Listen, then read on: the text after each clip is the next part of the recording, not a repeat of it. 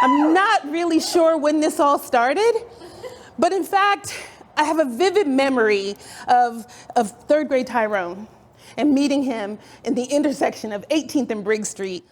We were walking home from school one day, and my cousin just happened to mention, through tears and blowing her nose, and she had, bloodshot eyes, and basically she was saying he was terrorizing her, and I knew just then I had to do something. In fact, as we were walking up the hill, I was making up my mind. And since she had already talked to all the other kids, by the time we got to the top of the hill, everyone had the memo. All the kids were on the corner.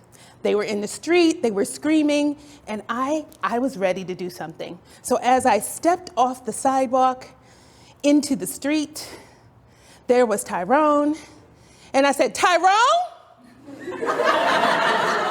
you better stop messing with my cousin or else." I actually didn't have a plan for what was going to happen after that, but in fact, I didn't have a plan, but I had a purpose. And my purpose was to alleviate her oppression.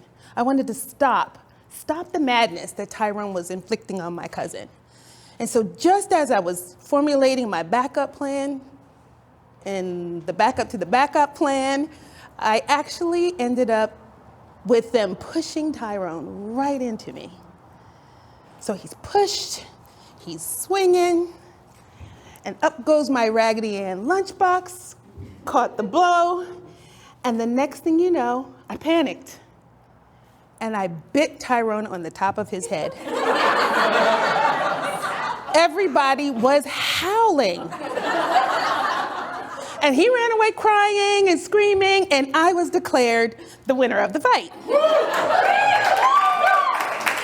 So, this is a public service announcement. I am not advocating violence. But this little story brings me to the idea that with your allyship, it's all about adjacency. And adjacency through kindredness, through proximity sometimes, and sometimes the urgency of the moment. So in this case, my cousin was feeling bad, and I decided I was gonna do something for her and with her. I see her, I feel her, and I stood with her. So that brings me to introducing you to my business. It's all around supporting and standing up for LGBT-owned businesses. Let me tell you a couple stories about 3 of the people I met through my allyship and connecting with these gay-owned businesses. There were 2 men and 5 dogs. Actually, there were 2 gay men and their 5 kids. Gaijin, Tetsu, Ninja, Buki, and Yuki. And they actually lived upstate New York, where they had a place that they called Priscilla Park. So on the drive up there, I was going to talk to them because they owned a technology startup. Here are these guys, one a lawyer, one an artist, both over 40, decided they were going to invent a new technology to solve a problem, a common problem we all know about. You've seen, they were looking at tsunami videos.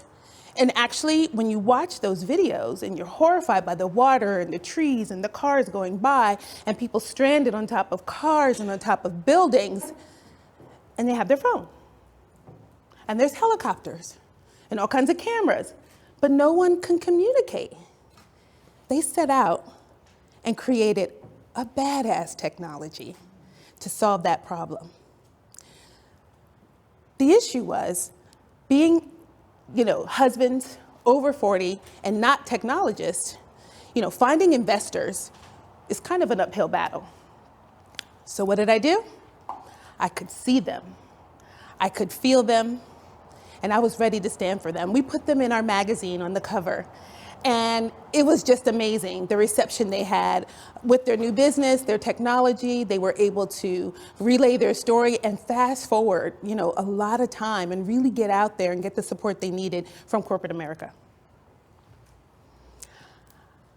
In addition to Jack and Simon, that was their names, I was summoned actually to the National LGBT Chamber's DC offices, their headquarters, because they had just run a program called Many Faces, One Dream. And they did this in conjunction with the US Small Business Administration, the National Black Justice Coalition, and the LGBT Chamber. So check this out. Tasha was actually a young woman. She had just started her business, long locks, very bright and happy. And she was talking about Jesus a lot. She was very religious. So she goes on and talks about her basketball career as a Division I basketball player and playing overseas, playing basketball, and then coming back to the States. And really her career just was putz because of the economy had dropped. So she had to find a new way to make a living. And Tasha opened up a business, a facilities management business. Now get this, what I didn't know was that the government went to Tasha's church to find entrepreneurs. This was one of the situations where the blending of church and state actually worked out. So Tasha ended up being able to get resources and money and funding, millions of dollars to scale and grow her business. And it was just an amazing success story. Tasha literally went from having nothing in terms of a business, a failed economy, but starting her business, and now has a lot of, large contracts with major government agencies. In addition to Tasha, another great person that I met was Kyler Broadus. And Kyler Broadus was all around seeing another person. Literally, the thing you need to know about Kyler is just, Kyler's a trans Black man. Kyler spent the first 30 years of his life as a silenced Black woman, and the latter 25 years of his life as a marginalized Black man. So this guy, he had a perspective. And his sense of agency around being the man that he was really compelling. So what happened was I caught up with Kyler on LinkedIn, as we do these days. And we were exchanging messages, and I was really trying to find out if Kyler knew of some young leaders. We feature young leaders in our magazine all the time, 40 leaders under 40. And Kyler was flattered that I was saying, and Kyler, if you happen to be of the age, you can be in the list. Kyler said, bless you, but no, I'm 55. So the story goes on that Kyler actually, he really starts to explain to me some of the stuff he's seen and the things he's kind of had happen throughout his life. In fact, Kyler was an activist, a lawyer, and a professor. But most of what he was doing was focused on being that activist. And in his mind, he was just a one-dimensional character to people. People only knew Kyler's activism. And that just stuck with me. He's like, Robin, people don't really see all of me. And I was like, I see you, Kyler. I feel you, Kyler. I'll stand with you. We put Kyler's story in our magazine. So originally it come out as a lesbian in the Midwest, and then later came out as a trans man. And then in our magazine, he came out as a trumpet player, playing the low brass and trumpet. And it was just a fascinating story. I think the main takeaway from Kyler was the whole idea that sometimes people who are activists and leaders, they really, really are desiring for you to see their full selves, who they really are. And there was something really magical about Kyler. He actually was born the day that Martin Luther King gave his I Have a Dream speech as that Black woman in the Midwest. And if you know anything about that speech, the architect of that speech, the guy behind the scenes, was a guy named Bayard Rustin, who happened to be a not so closeted Black gay man. So imagine that. It's 1963. There's this large gathering. It's all about the rights of African Americans. And literally, the guy who's architecting it, the Black man, can't be his full self. I can only imagine that Bayard was thinking, well, maybe he couldn't even think of or dream of the Kylers that were going to be in our future. That was magical to me. And that moved me. Kyler's a kindred spirit.